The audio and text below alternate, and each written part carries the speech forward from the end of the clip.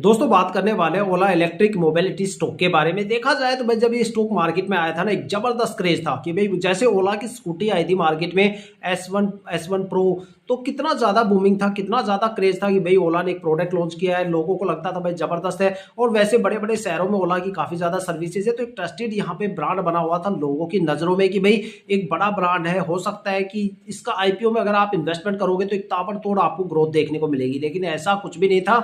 जो ऊंची दुकान होती है उसके पकवान उतने ही फीके आपको मिलते हैं। अगर स्टॉक की अगर बात करें तो भाई जैसे स्टॉक का आईपीओ आया ना, भाई स्टॉक को देखो, आईपीओ आए हुए ज्यादा टाइम तो नहीं हुआ, करीब 9-10 महीने का टाइम हुआ है। लेकिन जैसे स्टॉक का आईपीओ आया, स्टॉक ने ताबड़तोड़ यहाँ पे गिरावट शुरू कर दी। गिरावट जैसे स्टॉक आया यहाँ पे 34.5% की गिरावट हुई। उसके बाद अगले महीने स्टॉक में करीब 52, मतलब 2 महीने के बाद स्टॉक में 52-52.5% से ज्यादा की गिरावट हुई। और अगर बात करें स्टॉक में 3 महीने की तो 14.5% से ज्यादा की गिरावट हुई। और अगर बात करें स्टॉक में 1 महीने में तो 12.5% से ज्यादा की गिरावट हुई। ताबड़तोड़ स्टॉक में गिरावट हुई। और यहाँ पे जब ये स्टॉक आया था तो यहाँ पे जो लिस्टिंग बनी थी, यहाँ पे प्रमोटर की लिस्टिंग बनी थी 84.38%। और लगातार कुछ ही महीनों में यहाँ पे प्रमोटर ने अपना लगभग काफी ज्यादा माल बेच दिया और प्रमोटर की होल्डिंग हो गई है यहाँ पे 36.78%। अब देखो, सोचने वाली बात है, स्टॉक मार्केट में जो सबसे ज्यादा ट्रस्टवर्दी इन्वेस्टर होता है वो कौन होता है? प्रमोटर होता है, जो कंपनी के बारे में सबसे ज्यादा इंफॉर्मेशन रखता है। अगर प्रमोटर ही स्टॉक से निकल जाएंगे तो स्टॉक को ऊपर लेके कौन जाएगा? आप और हम थोड़ी ना लेके जाएंगे, एफआईआई लेके जाएगी। एफआईआई और पब्लिक इन्वेस्टर्स तो सबसे ज्यादा पैनिक इन्वेस्टर्स की कैटेगरी में आते हैं, तो वो तो लॉन्ग टर्म के लिए इतना ज्यादा इन्वेस्टमेंट करते नहीं, पेशेंस है नहीं।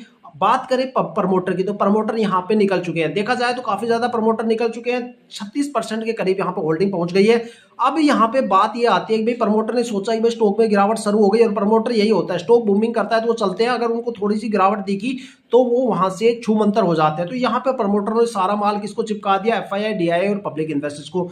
यहाँ पे पब्लिक इन्वेस्टर्स की होल्डिंग हो गई है 12.43%, एफआईआई की होल्डिंग हो गई 2.10% और डीआईआई की होल्डिंग हो गई 4.54%। देखा जाए तो पिछले क्वार्टर में इनकी होल्डिंग और भी ज्यादा थी। यहाँ पे एफआईआई की होल्डिंग 4.18% थी, फिर एफआईआई ने अपनी होल्डिंग को कम किया। डीआईआई की होल्डिंग 5.16% थी, उसने भी अपनी होल्डिंग को कम किया। लेकिन यहाँ पे पब्लिक इन्वेस्टर्स धमाकेदार है। देखा जाए तो पब्लिक इन्वेस्टर्स यहाँ पे 9.84% थी, उन्होंने अपनी होल्डिंग को बढ़ा दिया।